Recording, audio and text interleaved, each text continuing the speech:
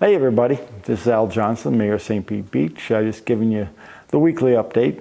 I know I saw Commissioner Grouse's video from last week. It was extremely well done. He touched on a bunch of stuff that I would have talked to you about, but you've heard all that. I do want to tell you that almost all of our major construction is complete. We've redone Gulf Boulevard. We're all set to go. The sewers are behind us. We will be doing some drainage work as things go on, but there might be some minor traffic delays on Gulf Boulevard, but those are DOT projects. They're still cleaning out storm drains. Hopefully it'll make it a little better when we get those deluges that we get in July and August. So please bear with it. But it is short, take a lane away for maybe 100 yards or so, and then they give it back to you, so it's not too bad. One thing I wanted to point out is that we are having the fireworks on the 4th of July. They won't be on Upham Beach this time. They will be on the east end of Corey Boulevard where the big construction project is going to be for the Corey Landings Apartments. The fact we don't have our barges yet is why they're not going to be off in the water. But the barges are in construction, and hopefully we'll take delivery before next 4th of July. The 300 block of Corey Avenue is going to be closed, so there'll be a viewing area for the fireworks from there. And also you can go to Horan Park. It'll be close by as well. So keep that in mind, but there should be plenty of places to watch them from, so please enjoy. The one thing I wanted to tell you about is that it's the season for a lot of the nesting birds and the traveling birds to come here. We usually get a large colony of black skimmers, who are an endangered species, and they're very vulnerable because they just lay their eggs in a depression in the sand. And I know they're down somewhere around County Park, across from Dolphin Village, in that area on the beach.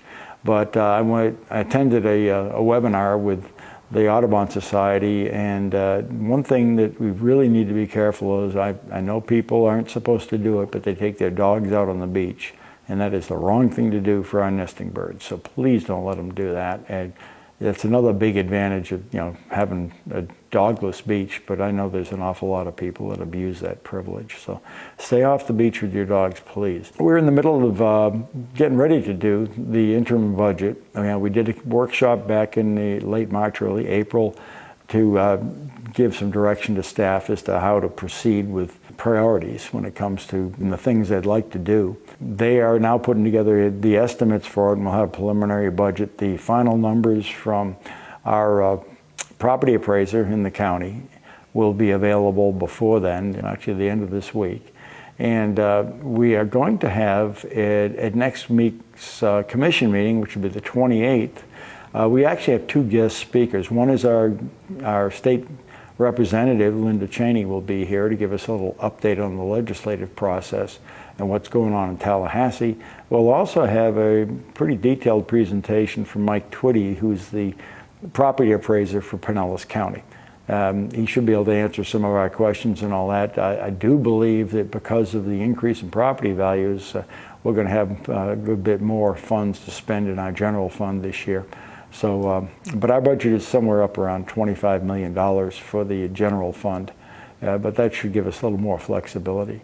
I know there's been a lot of talk about holes in the streets and potholes and bad pavement and stuff like that, but you've got to realize that we go through the whole city every 2 years with a device that measures the quality of the pavement.